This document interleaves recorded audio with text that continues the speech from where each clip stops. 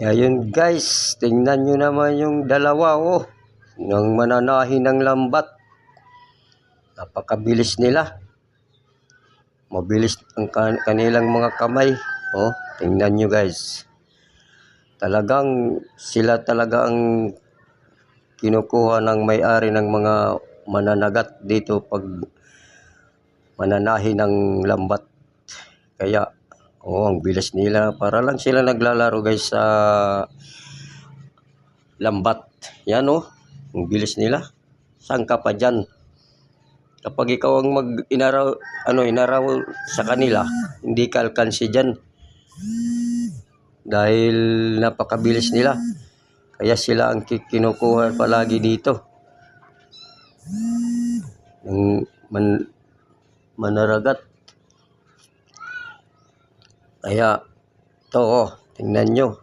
Extra ko dyan pero hindi lang kong tagal dahil mabagal yung kamay ko. Sila para lang naglalaro. Ako, napakabilis nila talaga. Kaya hindi ka dyan malulugi kapag sila ang kuhain mo sa mananahi ng lambat. Para lang sila naglalaro. Kaya kapag na kami ng lambat, tapos na ang amin doon sa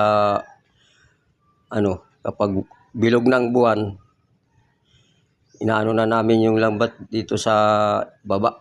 Binababa namin. Tapos sila nagtatrabaho sa pagmananahi ng lambat. Kaya palagi silang kay kinukuha ng may-ari.